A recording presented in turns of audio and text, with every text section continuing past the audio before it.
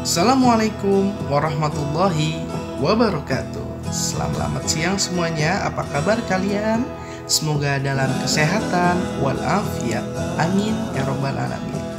Kembali lagi pembelajaran bahasa Indonesia bersama Bapak mengenai teks eksplanasi. Pada pertemuan sebelumnya, Bapak sudah menjelaskan tentang pengertian teks eksplanasi. Ada yang sudah tahu apa itu pengertian teks eksplanasi? Bapak mereview pembelajaran sebelumnya. Ya, teks eksplanasi yaitu suatu teks yang menjelaskan suatu kejadian atau peristiwa atau fenomena baik alam maupun sosial yang terjadi di lingkungan sekitar kita. Tepat sekali. Itulah yang dinamakan teks eksplanasi. Bagus, kalian sudah mengingat apa itu teks eksplanasi. Sekarang kita akan mempelajari tentang struktur teks eksplanasi. Apa? Kita akan mempelajari tentang struktur teks eksplanasi. Sekarang Bapak akan mengajarkan tentang struktur teks eksplanasi. Yang kalian harus ingat dan ketahui, struktur teks eksplanasi ada 3. Yang pertama adalah pernyataan umum atau penjelasan umum. Yang kedua, deretan penjelas. Yang ketiga, interpretasi atau penutup. Yang pertama adalah pernyataan umum. Yang kedua, deretan penjelas. Yang ketiga adalah interpretasi. Struktur teks eksplanasi yang pertama adalah pernyataan umum. Pernyataan umum menjelaskan tentang pengenalan mengapa fenomena tersebut terjadi. Baik alam ataupun sosial sama-sama dikenalkan kenapa peristiwa itu terjadi. Itu adalah inti dari struktur yang pertama, yaitu pernyataan umum mengenai hal kenapa, pengenalan, bagaimana biasanya datangnya ataupun ciri-cirinya mengenai fenomena alam ataupun sosial tersebut. Itu adalah fungsi dari struktur teks eksplanasi yang pertama, yaitu pernyataan umum.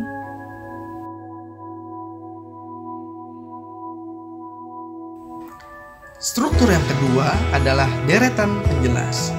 Struktur deretan penjelas ini berfungsi untuk menjelaskan sebab akibat kenapa fenomena tersebut terjadi. Sebagai contoh, fenomena banjir. Kenapa sih banjir itu terjadi? Apa akibat banjir tersebut? Itu dibahas di dalam struktur sebab akibat. Ya, misalkan sebabnya banjir kenapa bisa terjadi? Banjir terjadi karena air yang meluap, bisa terjadi karena sampah ataupun hal lainnya. Akibatnya apa? Akibatnya seluruh rumah bisa tergenang air. Bahkan air yang sudah menggenang ketika banjirnya sedang bandang atau parah bisa setinggi rumah. Dan itu sangat berakibat ketidaknyamanan dan bahkan menjadi musibah bagi orang yang mengalami banjir. Itulah fungsi dari struktur sebab akibat.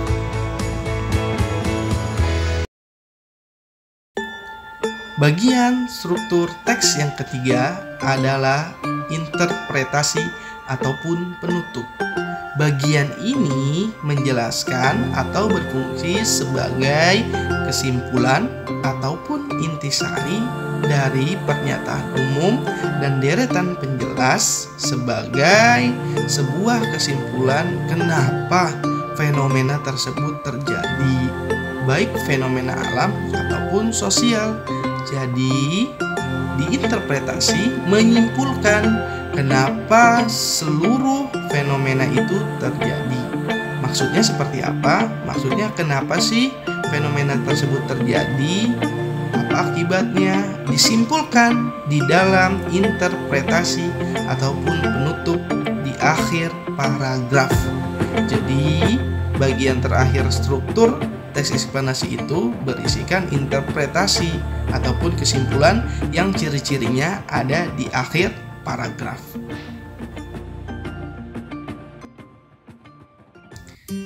Demikian penjelasan mengenai 3 struktur teks eksplanasi tersebut, yaitu yang pertama pernyataan umum, yang kedua deretan penjelas yang berisikan sebab akibat, dan yang ketiga adalah interpretasi ataupun kesimpulan.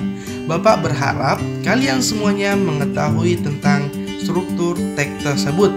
Pertama, pernyataan umum, kedua deretan penjelas, yang ketiga interpretasi, di mana struktur tersebut disajikan secara berurutan.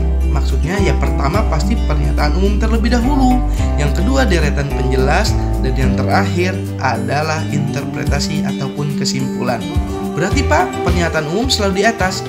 Benar, pernyataan umum selalu di awal paragraf. Deretan penjelas sebagai sebab akibat biasanya berada di tengah-tengah, dan yang terakhir tentang interpretasi ada di akhir paragraf. Maka dari itu, selamat membaca teks eksplanasi yang berjudul Banjir. Bapak sudah sediakan teks eksplanasi yang berjudul Banjir. Kalian amati, kalian cermati, dan kalian cocokkan dengan struktur yang sudah kalian pelajari pada hari ini dan kesempatan ini. Selamat mencoba. Wabillahi taufiq wal hidayah. Assalamualaikum warahmatullahi wabarakatuh.